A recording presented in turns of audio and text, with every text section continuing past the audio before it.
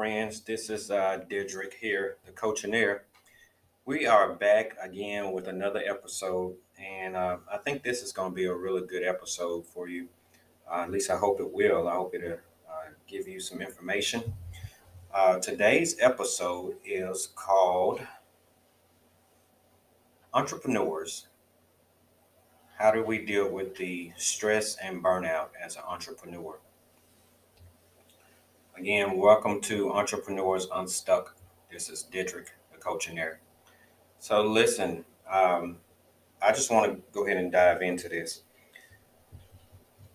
Many times, as entrepreneurs, we tend to take on a lot of stress.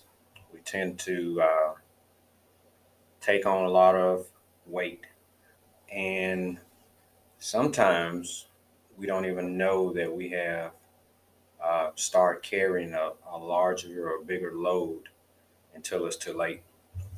So what I want to do is I want to just go ahead and give you some examples or symptoms of being stressed as an entrepreneur or being burned out as an entrepreneur.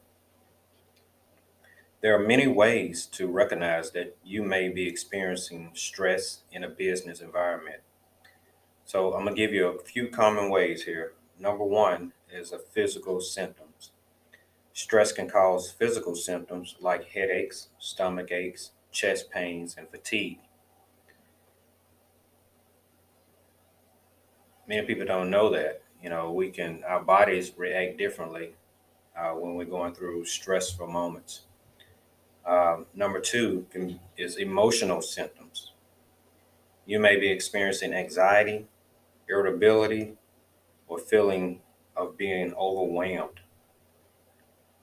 Um, I can remember some years ago, this was before I actually got into my second business that I'm in now. But I was going through a relationship and I was going through at work. And so all that was kind of compounding. And I did not know that I was suffering from anxiety. I felt like I was having a heart attack. Um, and it was like, sometimes it was like phantom pain or something like that. But I would go to the hospital and it was like, they checked me out, there's nothing there. I come to find out that I was really dealing with anxiety. Again, your body reacts to what's going on in your mind.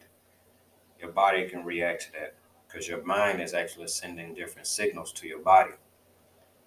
So it's not your body sending signal to your mind. It's actually your mind sending signals to your body that something's wrong. Number three would be changes in behavior. You may be working longer hours, procrastinating, or avoiding certain tasks. Um, you'll work longer hours just because, like, you feel like I got so much I got to do, or it can be the opposite. You can be procrastinating, and everything can be piling up on you. So, or you're avoiding certain things that you need to do. Number four, relationship problems. You may be arguing more with colleagues, families, friends, or withdrawn from social interactions. If you're in business, you got to interact with people. You got to deal with people. That's part of being in a business, especially if you're in the service industry. You have to interact with other people. Number four will be, no, I'm sorry, I said that one already. Number five is decreased productivity. You may find it difficult to concentrate or complete tasks in a timely manner. Your productivity will decrease. That means you're not getting things done. Next thing you know, you got a list of stuff that has not been finished or completed. What I do is I have a calendar, not a calendar, but a task list sheet that I fill out every time I'm sitting at my desk and something pops up that I need to do. I write as a task, or I write it and then I write beside it if it's urgent or if it's something that can wait, but or I put a date on it. That helps to remind me and keep me on task and with productivity. Insomnia is number six. Difficulty sleeping or experiencing nightmares or intense dreams can be a sign of stress. Oh wow, that is. I mean, that's like compounding.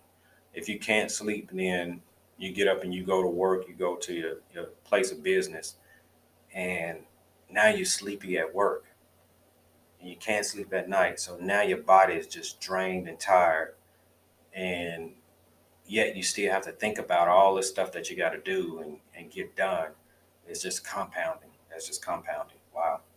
Number seven, substance abuse. Turning to drugs or alcohol to cope with stress is a harmful behavior. So you're just medicating it. You just, you know, you're drinking or you're smoking or doing these other drugs to think that's going to relieve some of the pressure and worry and doubt that you have or fears that you're facing. You're thinking that that's going to take place of it. It's not.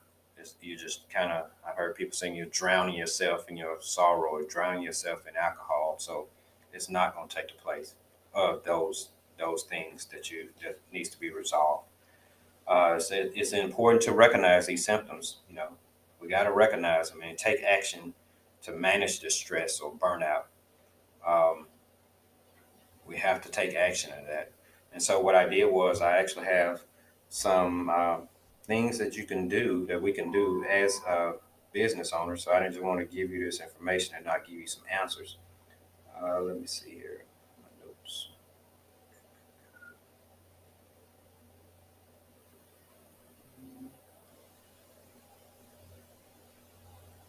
Definitely want to manage those things that you find out and try to find a solution for it. So one of the things that I did, well, not immediately, I can say that because once I found out that I was going through anxiety and having these sort of panic attacks and things of that nature, and I also noticed that I was losing weight. So again, you can go through stress and burnout, and it can affect your body. So one of the things that, as I prayed and God showed me that I needed to make sure I take care of my health. Because the Bible tells us that He wants us to be in good health as our soul prosper.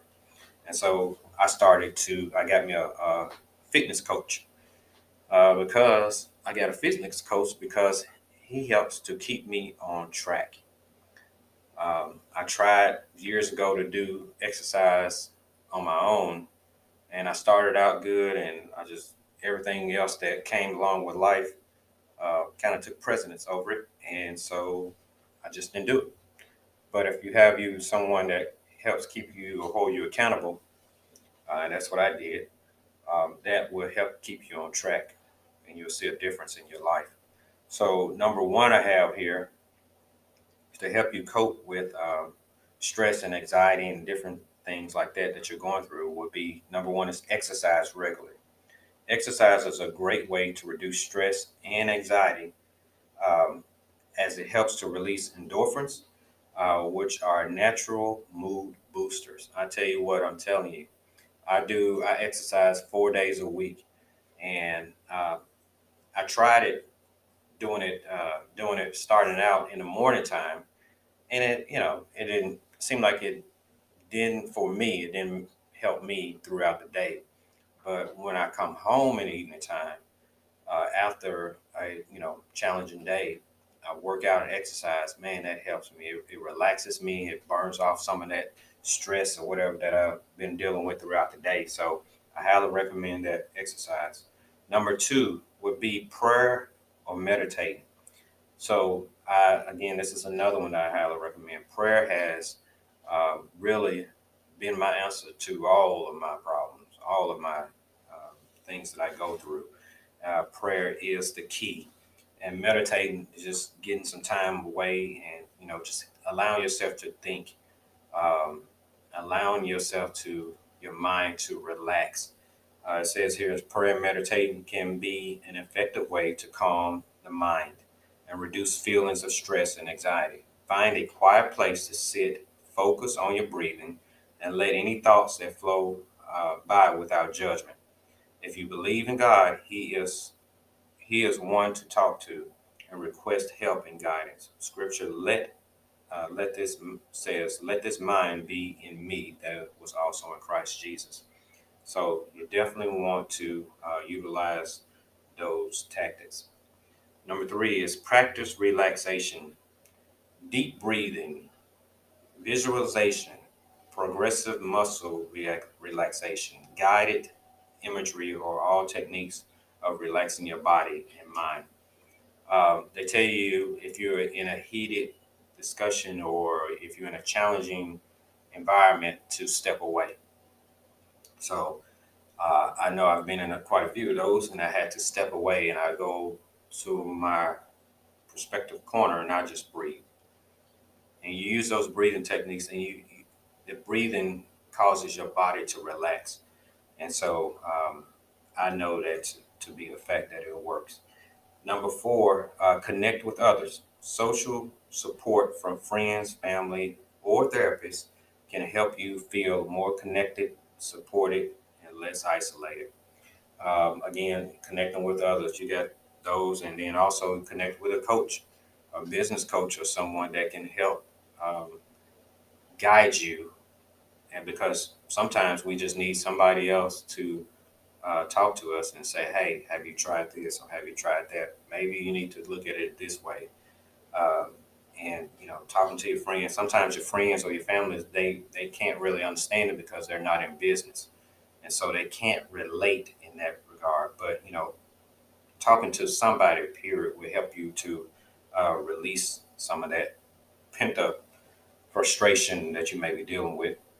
Number five, avoid unhealthy coping mechanisms, avoiding the drugs, the alcohol, or we talked about earlier, avoiding those drugs and alcohol or other unhealthy coping mechanisms to deal with stress and anxiety. It does not work.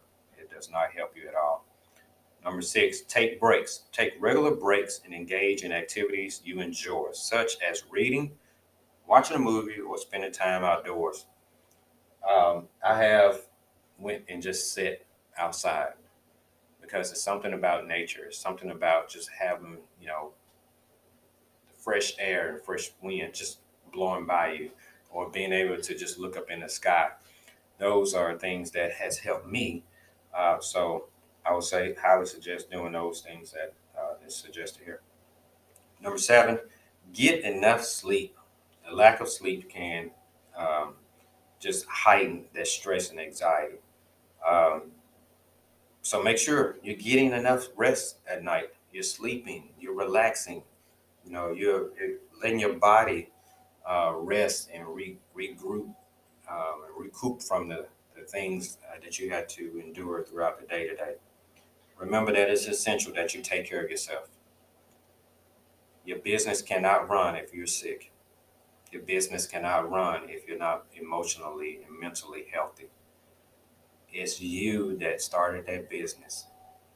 It's you that are going to help to continue to grow that business unless you hire somebody in your place to run that business for you. And if you can't afford to do that, or if you're not in a position to do that at this time, definitely take care of yourself and take care of your body. So again, I just wanted to come on, take a few minutes and talk to you and give you some tips. Hopefully that this helped you, prayerfully that it's going to help you going forward if you didn't have this information or some information similar to this. Again, you can follow us, continue, subscribe to this channel, this podcast. Tell your friends about it. Let people know that have a business. Let them know about entrepreneurs unstuck. That we are helping entrepreneurs get unstuck in different situations and helping them to advance in their businesses.